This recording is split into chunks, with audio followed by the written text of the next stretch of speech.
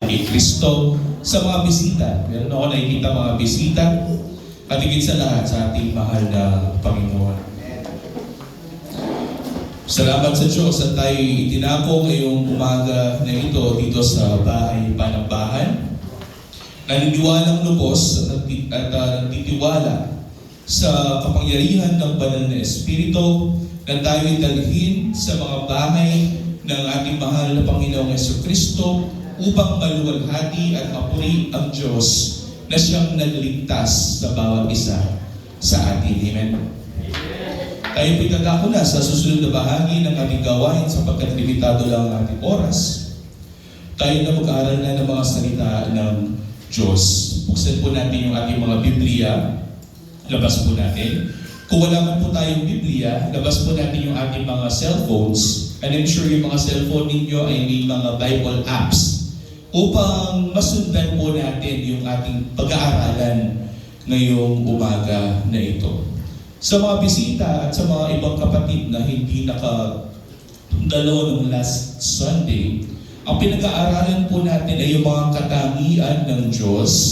At tayo natapos na sa mga unang katangian ng Diyos, which is the non-communicable attributes. Ito yung mga katangian ng Diyos na hindi na ipapasa sa tao. Katangian ng Diyos lamang ang mayroon ng mga katangian na ito. At meron din mga katangian ng Diyos na pwede at ipinasa ng Diyos sa tao sapagkat ang tao ay nilikha ayon sa wanis ng Diyos.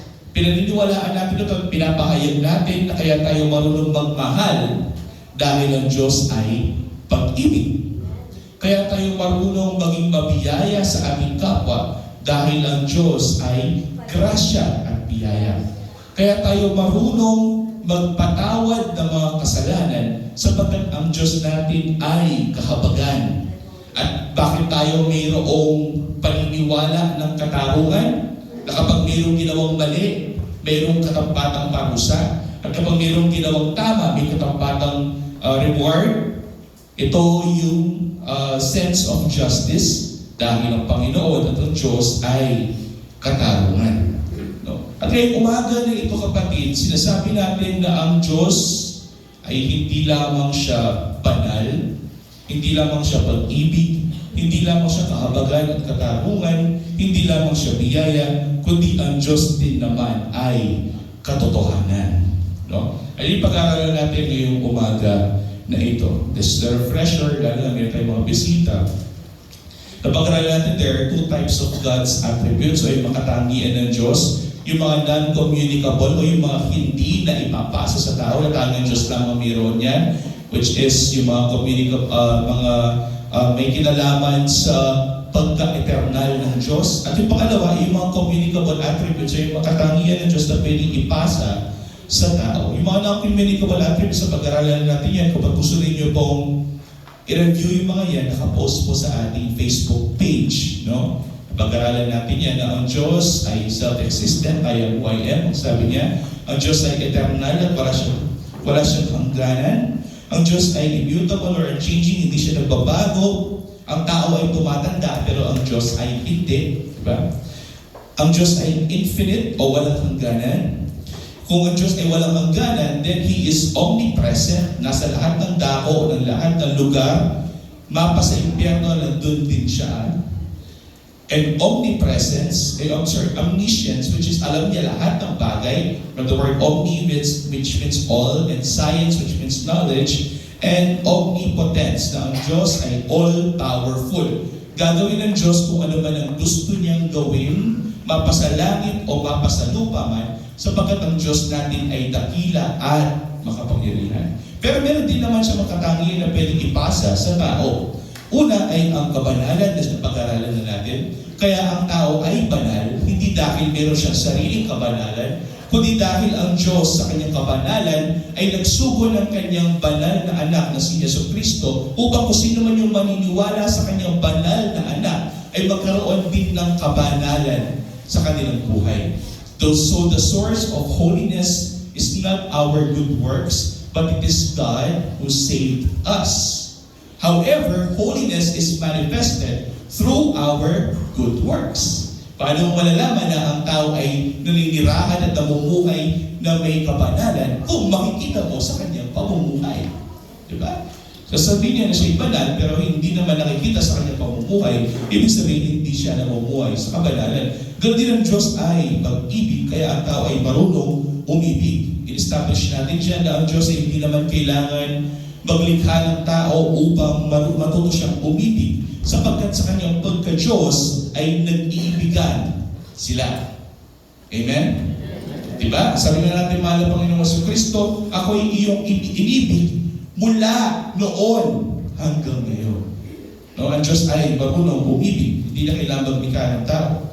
Ang Diyos ay katarungan o justice at ang Diyos ay mercy o kahabagan. Napag-aralan natin ito, this is the foundation of which the Christian faith stands. No? It's two opposing things, justice o katarungan, which means kapag may nagkasala, may paparusahan. Pero mercy naman is the absence of justice. That is the opposite. Kahit may kasalanan ng isa, ay papatawarin sa kanyang mga kasalanan upang hindi siya maparusahan. Diba? And we all established that justice and mercy was accomplished by our Lord Jesus Christ in the cross. Na ang justice o yung kaparusahan ng kasalanan ay naipataw hindi sa mga makasalanan ng tao, kundi sa ating Panginoong Jesucristo na bagamat hindi siya makasalanan, ang kasalanan natin ay ibinilang sa Kanya upang ang galit ng Ama sa langit ay maipataw, maibuhos sa Kanya upang katarungan ay mangyari sa krus ng Kalbaryo. At ang kapalit doon, kahabagan na ang lahat ng taong maniniwala sa mga nagawa ni Kristo para sa mga makasalanan ay ang Diyos ay mahabag sa kanila, which is mercy. And we also established that mercy cannot be earned. Hindi ito na ipapagtrabaho ng tao, ni pwede itong pagpagal ng tao.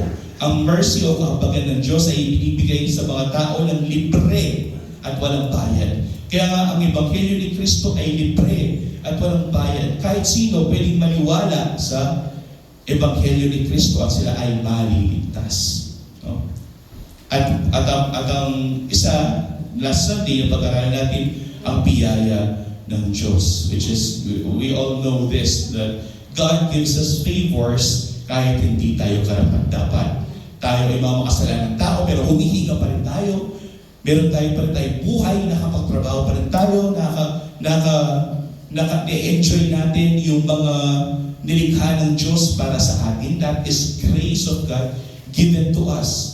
So totoo lang, pwede naman tayong gunawin na ng Diyos ngayon. Alam niyo yung nangyayari ngayon sa Iran, Israel, at US na mayroong gera. No? It's the prophecy being fulfilled in the scripture na sabi na dating panahon ng Iran mismo ay gigerahin. No? At ginigera na siya ngayon.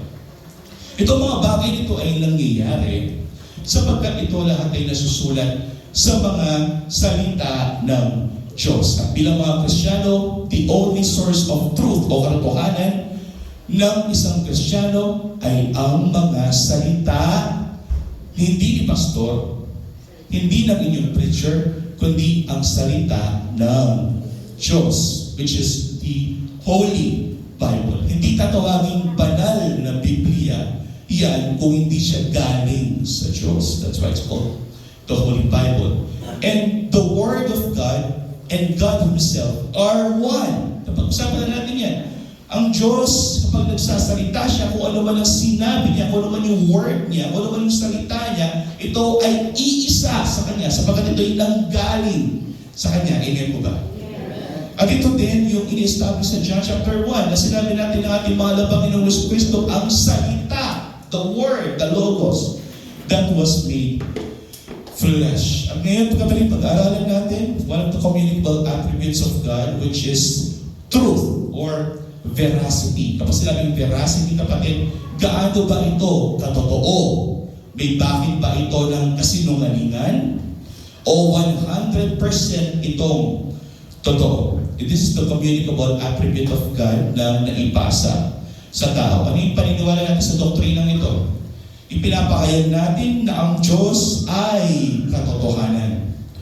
Ang Kanyang salita ay katotohanan. Meaning, walang bakit na kasinungalingan sa Diyos, sapagkat kung ang Diyos ay katotohanan, at ang konsepto ng katotohanan, or the concept of truth and veracity, came from God, then walang kahit anong bakit ng kasinungalingan na manggagaling sa bibig ng Diyos, sa mga salita ng Diyos. Yun yung pinapahayag natin sa doktrinang yan. Sabi nga ng isang famous theologian, that I am also one of the followers of this theologian, which is si John Calvin. Sabi niya, ang Diyos ay katotohanan mismo. Ang dahilan kung bakit mayroong katotohanan sa mundong ito, dahil ang nanglikha sa atin ay ang Diyos ng katotohanan. At siya ay Diyos ng katotohanan. Kaya ang kanyang salita ay lubos na mapagkakatiwalaan at walang pagkakamali. Kapag sinabi ito ng Diyos at ang Diyos na nagsalita ay ang Diyos ng katotohanan at ang Diyos ay katotohanan, pwede natin pagkatiwalaan ang kanyang mga sinabi sapagkat nagsasabi siya ng totoo. Diba? Ang tao ay pwede magsalita pero hindi naman tayo sure kung lahat ng sinasabi niya ay totoo. Pwede kanya sabihan ngayon na, "Oy sister, ang ganda mo ngayon." Pero pagtalikod niya, "Sura na mo." May bulada siya pa na. Kaswelo na pa mo, sabihanan kayo, banana ka lang, totoo. Ang tao ay ganyan. Pero ang Diyos at ang kanyang salita ay iisa.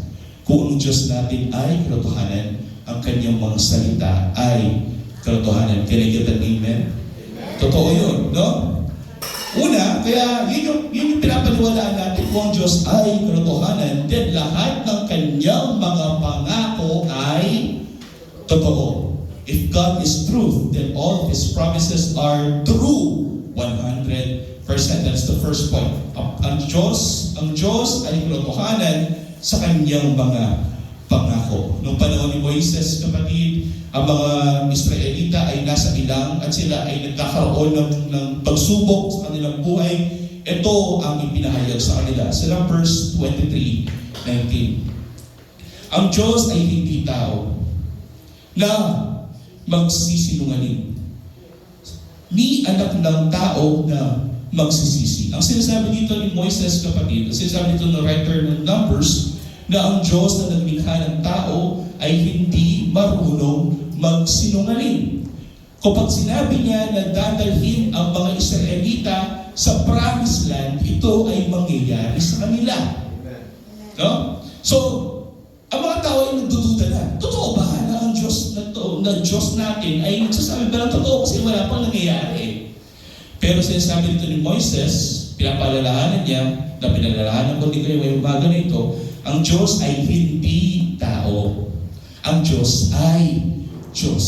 And I'm telling you, ang Diyos at ang tao ay hindi magkapareha.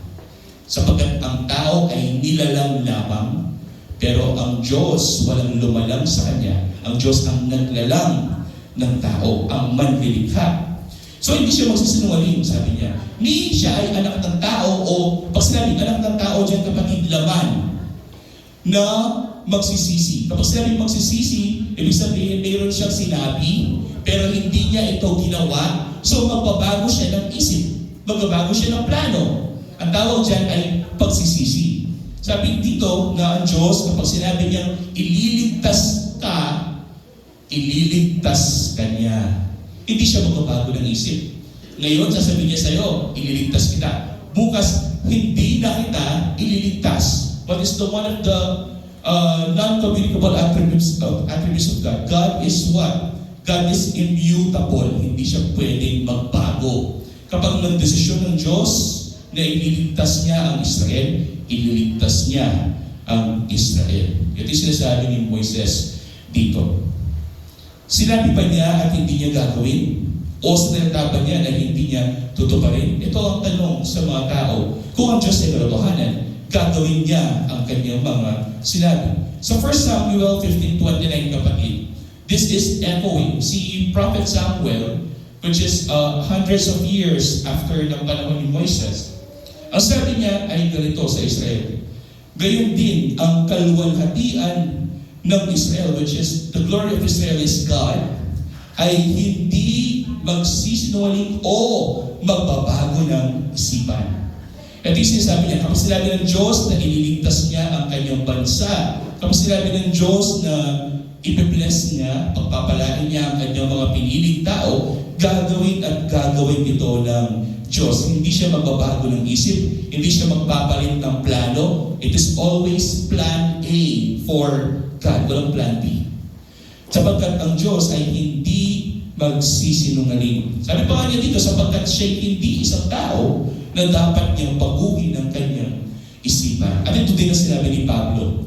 Sabi ni Pablo sa Titus 1, verse 1 to 2. Si Pablo, sabi niya, pinapakilala niya kanyang sarili. Ako si Pablo, na alipin ng Diyos at apostol ni Jesucristo sa ikasusulong ng pananampalataya ng mga hinirang ng Diyos at ng kanilang pagkakakilala sa katotohanan ayon sa kabanalan, sa pag-asa sa buhay na walang hanggan.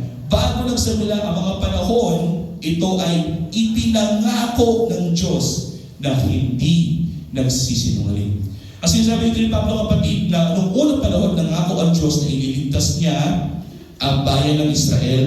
Nangako niya siya na ililigtas niya, pagpapalain niya lahat ng nakay Abraham. At ngayon din naman, lahat ng mga nakay Kristo ay ililigtas ng Diyos. Hindi siya magsisinungaling. Ito sabi ni Pablo. Sa Hebrews 6:17 to 18, sabi ng author ng Hebrews, gayon din naman sa pagnanais ng Diyos na may pakita sa mga tagapagmana ng pangako na hindi maaaring magbago ang kanyang pasya. Sabi niya, yung mga tao na tagapagmana ng pangako, which is this is the promise to Abraham, na lahat ng mga taong na kay Abraham ay pagpapalain. At sinabi ni Pablo na yung mga taong na kay Abraham ay na kay Kristo na, and the promise, the covenant of promise to Abraham is being fulfilled now in the church. Ito yung sinasabi ni Pablo. At gayon din, sabi ng author ng Hebrews, ang pagnanais ng Diyos na may pakita sa mga tagapagmana ng pangako, which is us, na hindi maaaring magbago ang kanyang pasya. Pinagbibigay niya ito sa pamamagitan ng isang sumpa.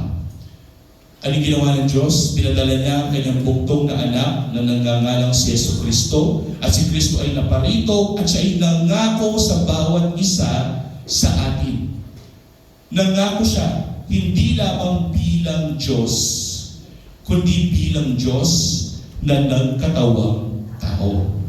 At ito ang sinasabi ng author ng Hebrews 18. Upang sa pamamagitan ng dalawang bagay na di mababago, na dito ay hindi maaaring magsinungaling ang Diyos, tayo nagtungo sa kanlungan ay magkakaroon ng higit na katiyakang pangakawakan ang pag-asang nakalagay sa harapan natin.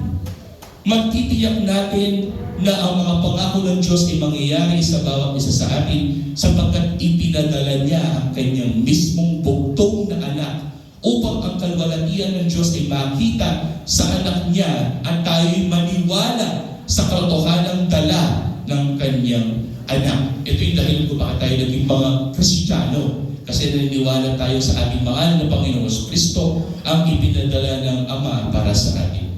Ito ay malinaw na ang katotohanan ay hindi lang ginagawa ng Diyos, kundi ito ay likas na galing sa Diyos.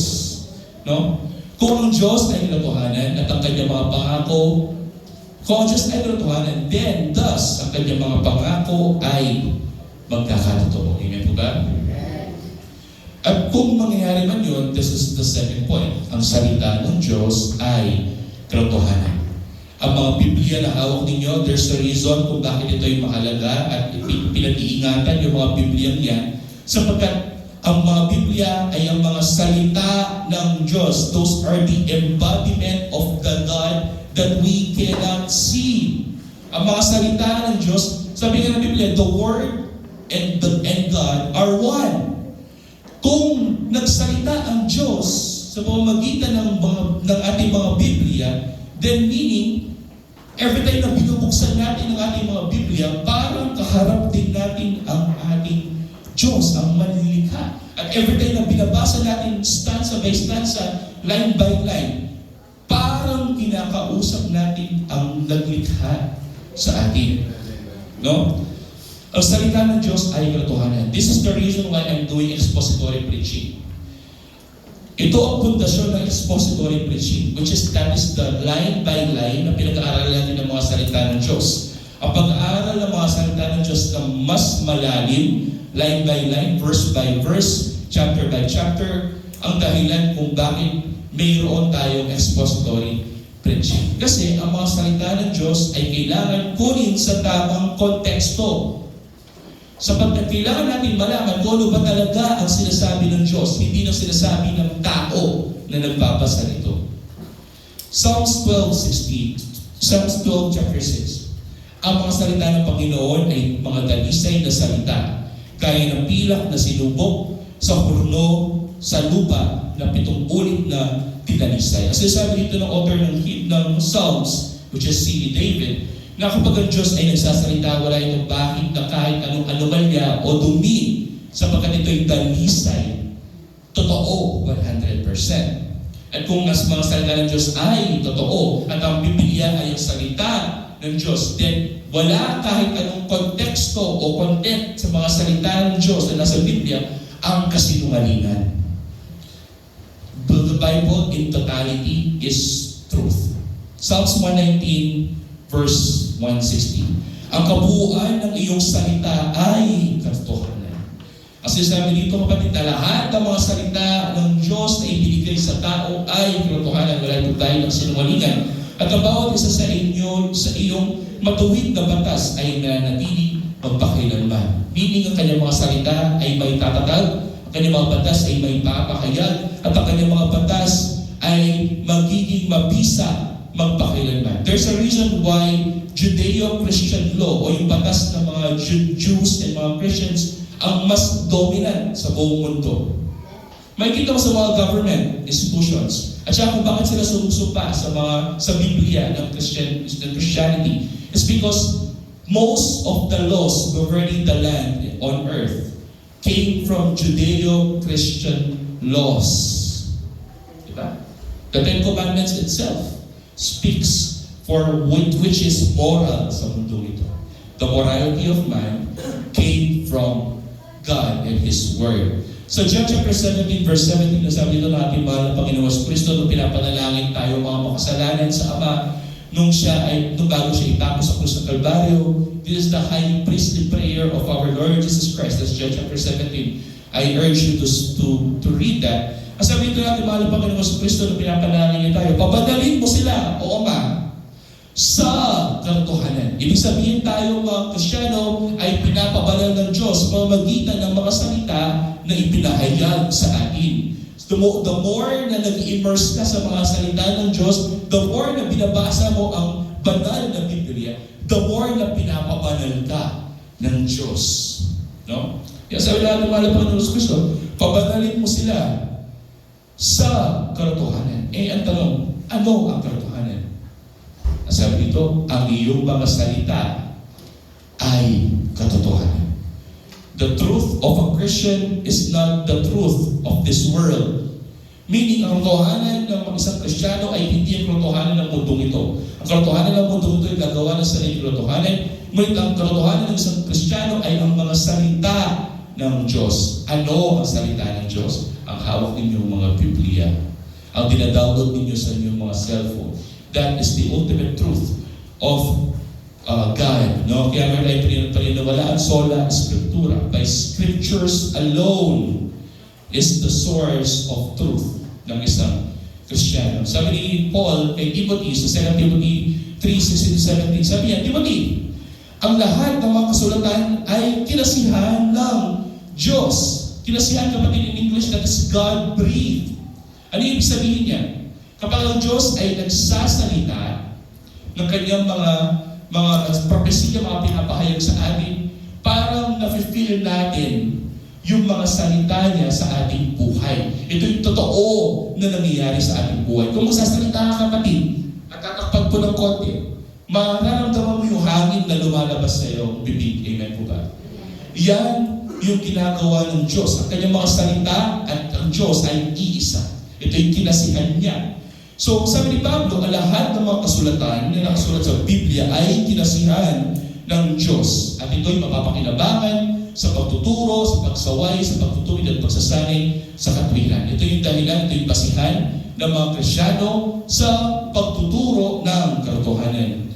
Upang ang tao ng Diyos ay maging ganap tayo, na kasangkapan lubos sa lahat ng gawang mabuti.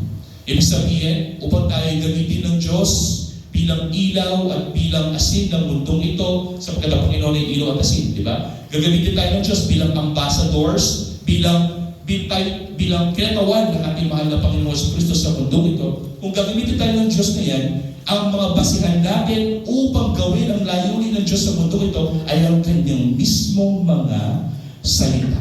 Sapagkat ang kanyang salita ay katotohanan. Amen po ba?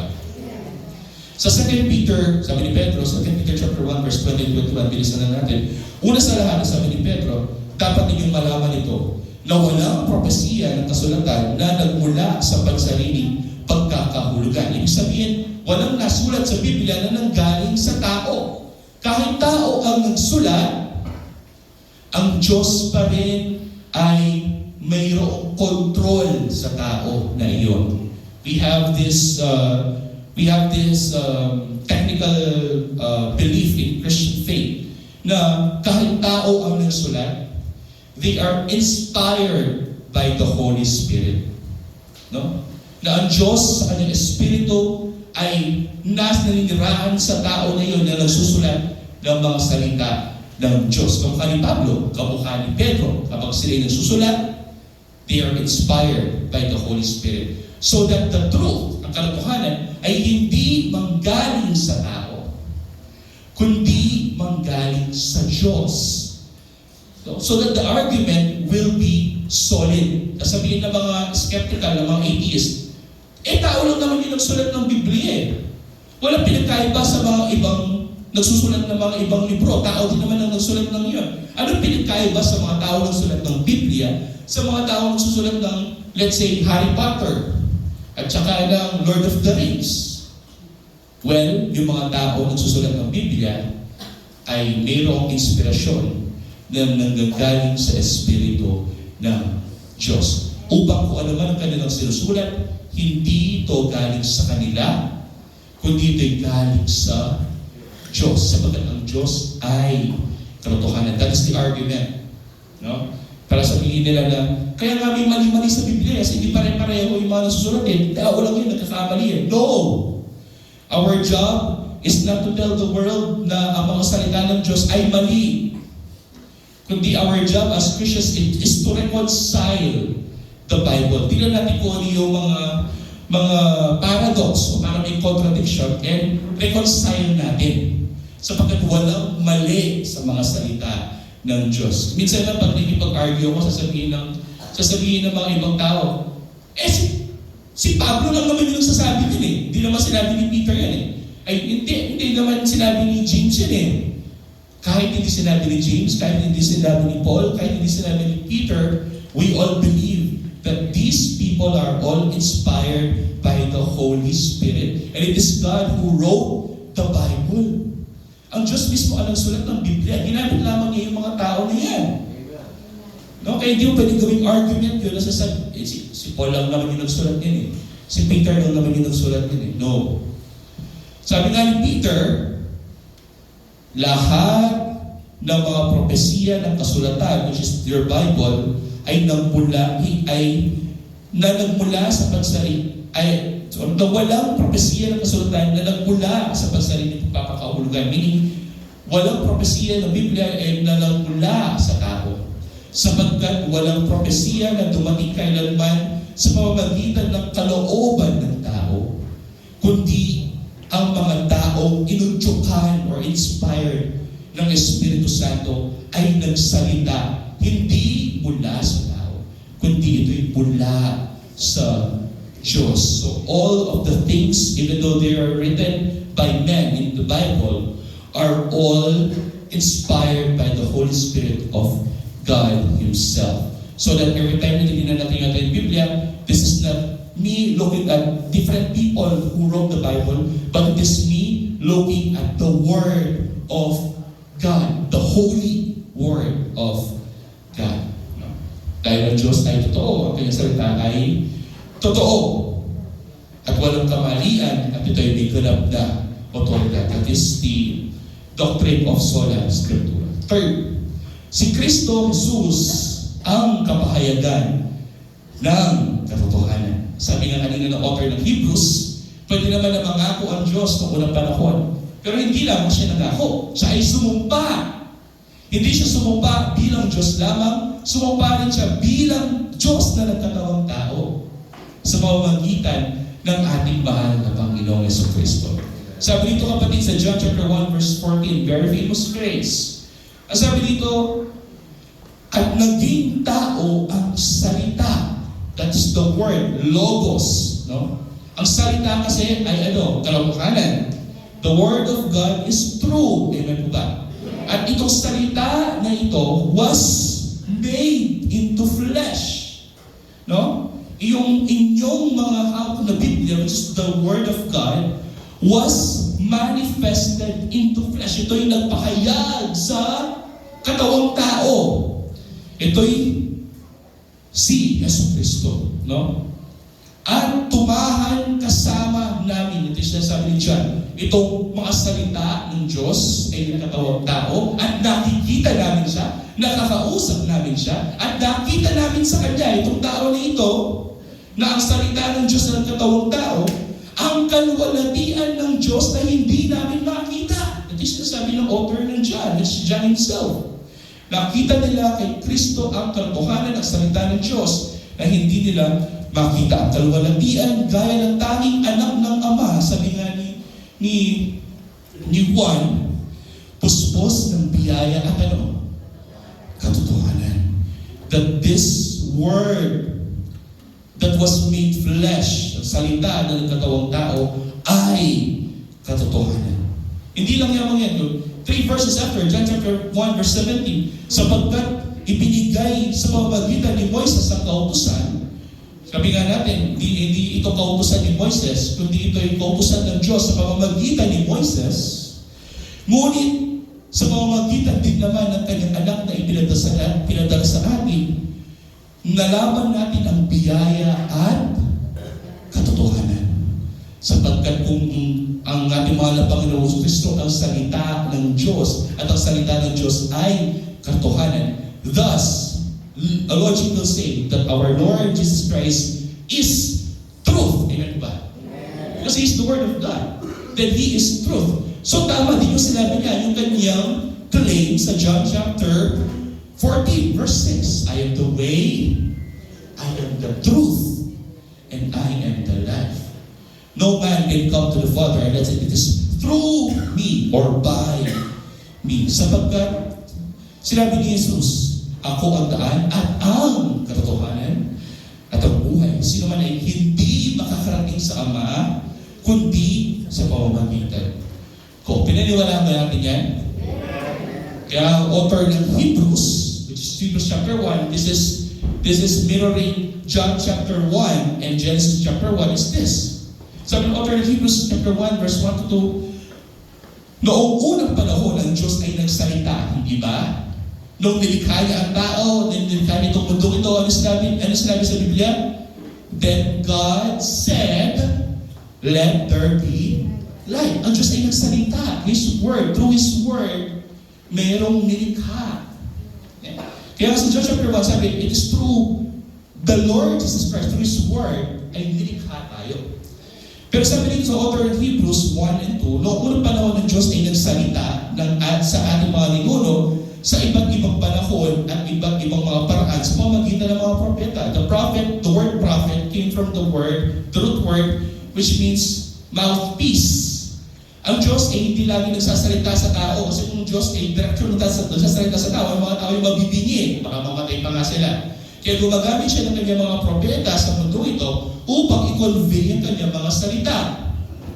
Noong unang panahon, pero merong radikal na nangyari sa verse 2. Subalit, sa mga huling araw, sa mga araw na ito, nagsalita siya hindi sa pamamagitan ng mga propeta, kundi sa pamamagitan mismo ng kanyang anak.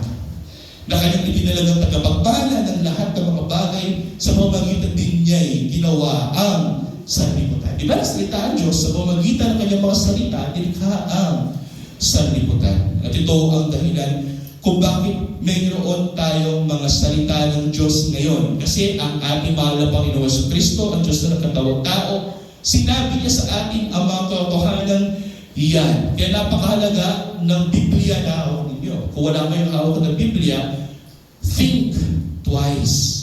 Bumili ka. Kung wala kang pampili, i-download mo. Isa mo, download mo na lang. Basahin mo araw-araw. Kaya nga ako kapag kapag nag-preach ako, meron akong technique. Ang tawag dyan ay expository. Na kapag pinag-aaralan natin yung mga salita ng Diyos, hindi natin ginagawa like verse by verse, tapos pag tatagpi-tagpi natin, magawa tayo ng sarili natin theology o paniniwala. No! Ang mga salita ng Diyos may dahilan kung bakit yung verse 1 hanggang verse 10 upang basahin natin sa kabuuan. Ang tawag dyan is expository preaching. Ang tapat na exposition ay ang pagpapahayag kay Jesucristo bilang katotohanan. Kapag hindi mo ginagawa, kaya mataas yung standard para sa mga preachers. Kasi dapat ginagawa ito ng bawat preacher. Na every time na tayo nag-aaral ng mga salita ng Diyos, this is verse by verse, chapter by chapter. Pangapat, ang Espiritu Santo at katotohanan sa pangangaral. Tingnan natin kapag sa John chapter 16 verse 13. Subalit kapag dumating na ang Espiritu, sabi natin mahal na Panginoon Jesucristo, biging konteksto, ang ating mahal na Panginoon Jesucristo ay paalis na sa mundong ito. No? Alam na niya na siya'y babalik na sa langit. Itong mga tao dito na naniniwala sa ating mahal na Panginoon Jesucristo noong unang panahon ay natatakot. Natatakot sila kasi iwanan na sila ng kanilang Panginoon. At alam natin kapag iniwan ka na ng Panginoon mo, ikaw ay mapapabayaan, baka may mangyari pa sa'yo. So, meron silang agam-agam sa kanilang puso. Pero sabi ng ating mahal na Panginoon Jesucristo sa kanila, huwag kayong matakot. Kasi mayroon akong iiwanan.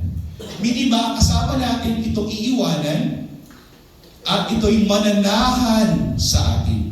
At itong sinabi niya. Sa John chapter 16 verse 13. Subalit kapag dumating na itong iiwanan niya, ang Espiritu ng katotohanan, which is the Spirit of Truth, papagnubayan niya kayo sa buong katotohanan. Sapagkat hindi siya magsasalita ng mula sa kanyang sarili. This Holy Spirit will not speak dahil lang sa kanyang pansarili, kundi magsasalita siya ng anumang bagay na kanyang narinig mula sa mga salita. Who is the Word? The Lord Jesus Christ. Sabi niya, kapag itong Holy Spirit ay nasa inyo, kung ano man ang sinabi ko sa inyo, ito din ang ipapahayag niya sa inyo. Kasi kung ano man ang sinabi ko sa inyo, ito ay katotohanan or truth. At sinabi niya na itong Holy Spirit na ito ay hindi gagawa ng kanyang sariling katotohanan, kundi kung ano man ang sinabi ko sa inyo katotohanan, yun yung ipapahayag niya sa inyo. Kaya sabi niya, iyon ang kanyang sasabihin at ang kanyang ipapahayag sa inyo ang mga bagay na darating. Ito sabi natin, mahal na Panginoon Jesucristo.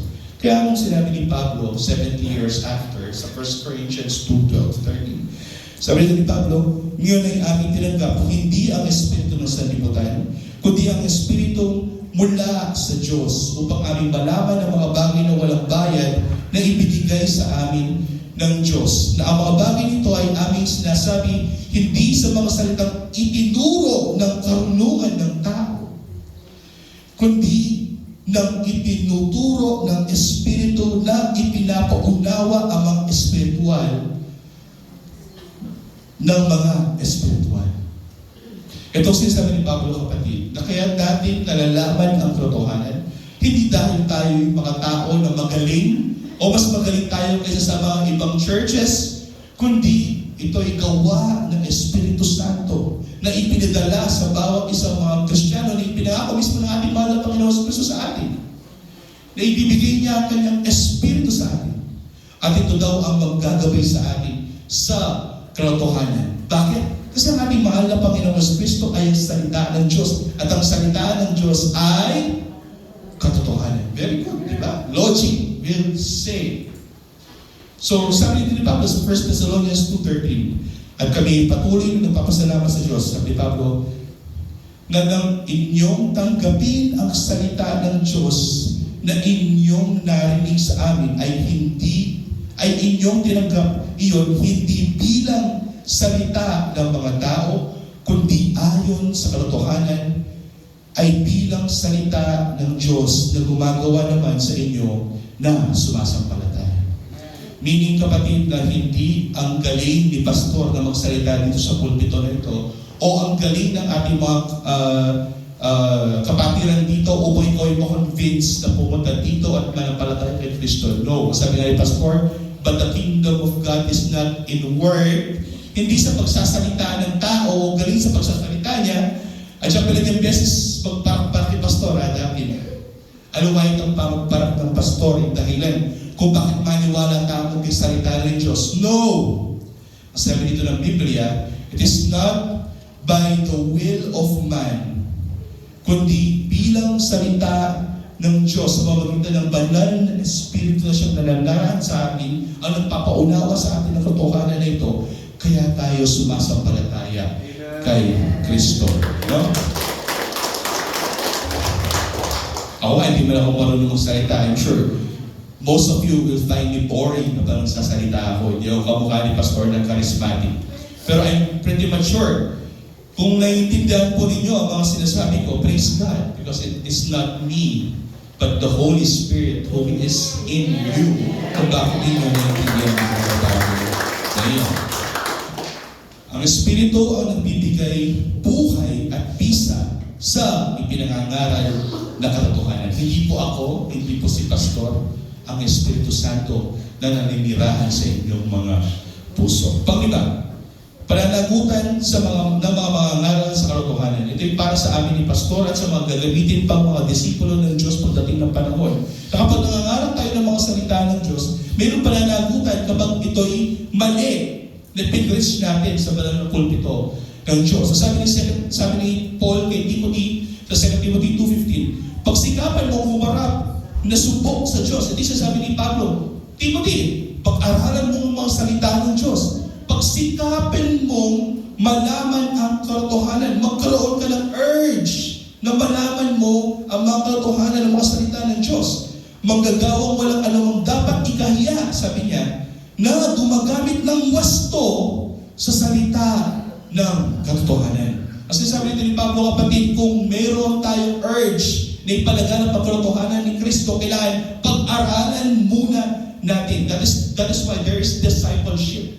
May dahilan kung bakit si Peter ay meron siya mga disipulo, si Pablo ay may mga disipulo, si John ay may mga disipulo, upang manatili ang katotohanan na malaman ito ng buong mundo sa pamamagitan ng discipleship. This is very important. No? Sapagkat kailangan pag tinuturo ang mga salita ng Diyos ay wasto. Hindi lang mo yung sabi nga ni Pablo kay Tito, Titus, chapter 1, verse 9, dapat na kanyang pinahawakan mabuti ang tapat na salita na ayon sa turo upang makapagpaaral siya ng wastong aral at papulaanan ang mga sumasalungat dito. Minsan nga kapatid, kahit sino pa, may kipagdebate o kahit kay Papa pa noon, may kipagdebate o kahit sino kung ito'y mayroong pagpapagsuway sa mga katotohanan ng ating Panginoon. No? Sapagkat ito inuutos sa atin. It is incumbent to us na kapag mayroong nagtutwist ng katotohanan, ituwid natin sila. That is the very brotherly way that we can be gracious sa ating mga kapatid. No? Sabi dito, makapag-aral kayo ng wastong aral at pabulaanan ang mga sumasaluwat sa wastong aral na ito. No? Sino ba? Ano ba? 2 Timothy 4:2-4.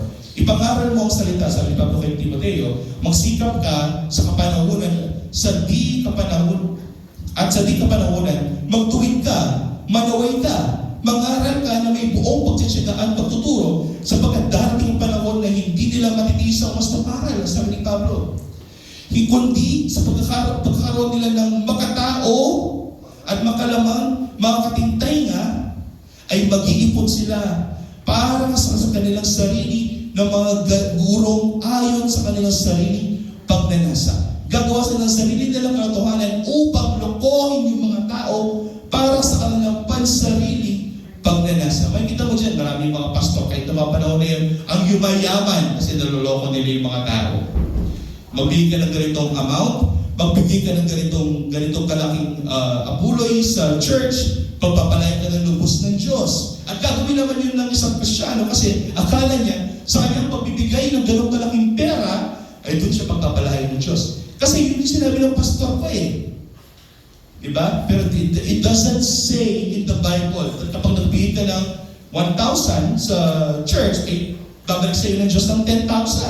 Kasi sabi sa Bible, ibabalik ito ng Diyos 10 times full. No. The 10 times there, kapatid, is not literal. That is metaphorical. Na kapag ibadalik sa iyo ng Diyos ang iyong ibinigay para sa Kanya, ito'y para sa iyong ikakabuti. Diba? Hindi pa pinabigyan ka ng pera, babalik sa iyo pera. No. Kapag ito'y tumulong sa gawain ng Diyos, maraming babalik kayo sa iyo bilang pagpapalang spiritual. Na ikaw yung magkakaroon ng pagtsatsaga, ikaw yung magkakaroon ng pagtitiis sa mundong ito, mananampalataya ka ng lubos kay Yesu Cristo, hindi mo alam. Diba? Pero itong mga bagay nito ay ginagawa ng Diyos upang tayo magkaroon ng pagnanasa sa kanyang mga salita. At ito sinabi ni Pablo kay Timoteo. Timoteo, pagdating ng panahon ng mga tao na yan, ipapervert nila ang mga salita ng Diyos. Aalisin nila ang tamang katotohanan at papatag nila kanyang sariling katotohanan upang makuha nila ang kanilang pagnanasa sa mga tao nito. Huwag kang papaloko. Paano tayo magiging mas mapagbasid sa mga tao nito ng mga manloloko? Sa pamamagitan ng mga salita ng Diyos. Malalaman natin kung niloloko nila yung mga tao sa pamamagitan ng mga salita ng Diyos. Ano yung basihan natin ng katotohanan? Hindi po ang sinasabi ng tao sa pulpito, kundi ang mismo mga salita ng Diyos na inyong binili sa bookstore, which is the Holy Bible, or dinawag sa inyong mga cellphone. Sabi pa ni Pablo kay Timothy, at tatalikod sa pakikinig ng katotohanan ng kanilang mga tainga at babaling sa mga kathang isip na gawa sila ng sarili ng katotohanan. So ano ba ang tamang pag-aaral at pagpapahayag ng mga salita ng Diyos? Balik tayo sa Old Testament. Sa Nehemiah 8:8. Kaya't sila'y bumasa mula sa aklat sa kautusan ng Diyos na may pagkahulugan. Kanilang ibinigay ang diwa, kaya't nauunawaan ng mga tao ang binasa. Meaning kapag binasa natin ang mga salita ng Diyos at pinag-aaralan natin, this is line by line, verse by verse, chapter by chapter, context by context. Hindi po natin ito gagamitin bilang panloko sa mga tao. Alam niyo ba yung famous verse? Yung famous verse is this: My God shall supply all my needs according to His riches and glory. Yun yung sa site nilang verse sa kanilang Facebook. Tapos makikita mo, nakabili siya ng bagong Ford Raptor. Kasi sinupply daw ng Diyos sa kanya yung Ford Raptor na yun. Yung Ford Raptor, isang malaking pickup truck ng Ford. Is that really the need of man? Kailangan ba talaga ng tao ng isang Ford Raptor? Eh sinabi sa Biblia, My God shall supply all my needs according to His riches and glory. Is it really that? Ganun ba talaga kababaw yung pangangailangan ng tao na God supplies all the needs of man through tangible physical things? No. What is the true nature of man? Man is what? Dead. Sinful. Man is what? A trespasser. A rebel. Rebelde sa Diyos. And what is the need of a person who is dead? Life. Ano yung kailangan ng sa tao makasalanan? Kapatawaran. That is the essence, the context of that verse. That God will supply all our needs. That God, pagdating ng panahon, will give us redemption through His Son, Jesus Christ. That is the reason kung bakit mayroong pananampalataya kay Kristo.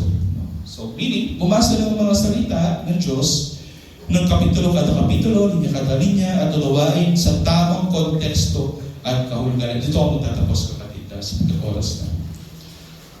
Ang mga mananampalataya ang sumasalamin sa katotohanan. Paano natin malalaman na ang salita ng Diyos ay katotohanan? Kailangan makita ito sa buhay natin bilang sumasampalataya sa katotohanan ng Diyos. Sino ang katotohanan ng Diyos? Ang kanyang salita. Sino ang salita? Ang ating mahal na Panginoong Jesucristo. Kailangan makita si Kristo sa buhay natin bilang sumasalamin ng katotohanan ng Diyos. Sa natin makikita yan sa Ephesians chapter 4, verse 14-15, sabi ni Pablo, sa mga Efeso, tayo wag nang maging mga bata na tinatangay-tangay ng mga alon at dinadala-dala ng bawat hangin ng aral. Ibig sabihin yung mga bata kasi nauuto. Amen po ba? Pwede mo utuhin yung bata. Sabihin mo, ay, yung isa nga ipamangkin ko, pinakita ko AI na ako, nakasakay ako sa pating, sa shark. No? Pinakita ko sa kanya, naniwala sila. Yun. Kasi bata sila eh. Ay, wow! Sabi niya, is it scary? Yes, look at my face. I look so shocked and scared, right? Kasi nakaganyan ako sa picture. Talagang naniwala yung bata kasi nauuto yung bata. Pero may katotohanan ba na sumakay ako sa pating? Parang hirap namang gawin doon, hindi ko kayang gawin yun. Pero dahil nakita ng bata at nauuto ko siya, natatangay sila ng alon. Pero sabi ni Pablo, panahon na upang tayo mga Kristiyano ay huwag maging mga bata na natatangay ng mga pangit na paniniwala, mga doktrina ng mga demonyo, yung mga doktrina na hindi tama. Panahon na upang magbago ng pag-iisip. Renew your mind. Huwag na tayong patangay pa sa mga doktrina yan na hinuhututan ka lamang sa mga gusto nilang makuha mula sa iyo. Sabi ni Pablo, panahon na. Huwag na tayong maging mga bata. Panahon na para umalis tayo sa pandaraya ng mga tao, sa pamamagitan ng nilang katusuhan, sa paraang mapandaya. Anong gawin natin? 15. Kundi humahawak sa katotohanan ng may pag-ibig. Ito is it. You can see there. Truth with love. God is love. And God is truth. Ang sinasabi dito kapatid, kung mayroon tayong basehan ng katotohanan, this is the Word of God. And we should learn how to love the Word of God. So meaning kapag meron tayong pagnanasa na malaman ng katotohanan, dapat ito ay ginagawa natin sa ating buhay. Pagkising natin sa umaga, open a verse. Read your Bible. Habang tumatay ka, ang lalaki kasi pag tumatay, meron kang meme sa Facebook, diba? Ang babae kapag maliligo, 30 minutes. Pero mapibihis, 30 minutes din. Pero ang lalaki, magbibihis siya, 10 minutes lang. Pero kung tatay siya, 45 minutes. Ganun katagal. Habang tumatay ka, magbasa ka ng Bible. Hindi yung kung yung reels na pinapanood mo. Ito yung ginagawa natin. Humawak tayo sa katotohanan na may pag-ibig. Lumago tayong lahat sa Kanya na siyang ulo nating lahat. Sapat din baga ang salita ng Diyos ang ating mahal na Panginoon sa Kristo. Ephesians 4, same chapter, but verse 25. Sabi dito, kaya't pagkatapos itakwil ang kasinungalingan, ang bawat isa ay magsalita ng katotohanan sa kanyang kapwa sapagkat tayo mga bahagi ng isa't isa. Huwag na tayo magsinungaling sa isa't isa. The next time na sabihin mo, ay palago mo, sister, totoo talaga na malaluya sister. Amen po ba? Because we are ambassadors of Christ and our Lord is truth. So we should all be honest with one another. 3 John chapter 2 verse 4. This is very famous. Lalo sa ginagamit ito ng mga prosperity gospel. My brethren, gusto kong mag-prosper kayo. But that's not the context. The context here is this. Mga minamahal, sabi rin dyan, aking dinadalangin na sa lahat ng mga bagay ay mapabuti or to prosper kayo at magkaroon ng kalusugan kung magawa kayong sakit, kung paanong nasa mabuti rin kayong kalagayan sa inyong mga kaluluwa. Ang sinasabi dito ni Juan, kapatid, na kung ikaw, you have peace with God, you now have peace with our Lord Jesus Christ, meron ka ng kapayapaan sa iyong kaluluwa, gusto ko kahit yung physical na inyong pangatawan ay mayroon din kapayapaan. Na ikaw ay hindi ka nahihirapan, na ikaw ay hindi nagkakasakit. Yun eh. Parang walang pinakaiba sa greetings. Greetings with health and safety. Ganyan. Na sana maabot sa iyo itong letter nito na sa mabuti kang kalagayan, na wala ka sakit, na nakakakain ka na 3 beses sa isang araw. That's just a greeting. That is not telling people that God wants them to prosper. That is twisting the truth. Sabi mo nga. But here, verse 3. Ako'y labis na nagalak. Sabi ni Juan, hindi dahil mayaman na sila o hindi dahil wala sila sakit. No, ito yung labis na kinagagalak niya. Ako'y labis na nagalak nang dumating ang mga kapatid at nang patotoong ikaw ay nasa katotohanan. Na alam mo kung anong katotohanan. Na alam mo kung anong ebanghelyo ni Kristo. Na ikaw ay lumalakad sa katotohanan. Ibig sabihin, kung alam mo na yung katotohanan ng Diyos, kung alam mo na yung katotohanan ni Kristo, dapat ito yung nilalakaran natin. Dapat ito yung nakikita sa ating pamumuhay. Dapat ito yung isna sa buhay natin bilang mga Kristiyano. Nung kanina na ang kapanagkas, ngeni, nakamanagkas. Managkas na kamagita na. Dati makabaya, anak ka, anak. Ngeni, yan alala mo. Pero eventually, mawala yan. Okay? Pag nalaman mo ni katotohanan, dapat ito'y sinasalamin sa inyong buhay. Nilalakaran natin. Hindi lamang in theory, but also in works. Wala nang higit pang kagalakan na sabi ni Juan, sa ganang akin na gaya nito. Sinabi ba niya na wala nang ibang kagalakan na makita ko, wala kayong sakit at mayaman kayo? No. Sabi niya dito, wala nang higit na kagalakan sa ganang akin na gaya nito, na marinig na ang aking mga anak, meaning yung aking mga tinuruan ng ebanghelyo, ay lumalakad sa katotohanan. Ang mga ngaral at pananampalataya ay tinawag na mamuhay at magsalita ayon sa katotohanan ng Diyos. Kaya ang expository na pangangaral o exposition preaching ay praktikal na pagpapahayag ng communicable attribute of God, which is truth.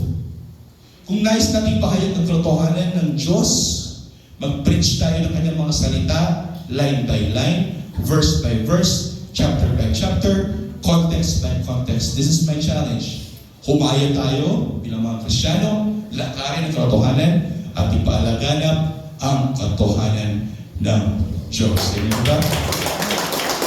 Samahan po ko sa aming din panalangin.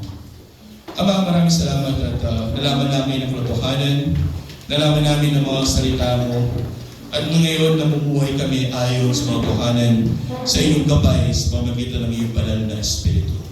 Maraming salamat o Diyos, kami ay narito sa katotohanan, lumalakad ng mayroong katatagan sa pananampalataya, sapagkat nalaman namin ng totoo na wala sa aming mga gawa ang kaligtasan, kundi kami lubos na niligtas ng aming mahal na Panginoon Kristo sa krus ng Kalbaryo at sa kanyang pagkabuhay muli, upang kami magkaroon ng pag-asa na pagdating ng panahon ng mga pangako mo na katotohanan ay mangyayari sa bawat isa sa amin. Dumating nawa ang iyong kaharian sa mundong ito, at ito yung hinahangad namin na papadalin mo kami gaya ng papapabanal mo kami mo sa amin sa pamamagitan ng iyong mga katotohanan. Lahat ito yung aming dalangin sa pagpapalit ng Jesus.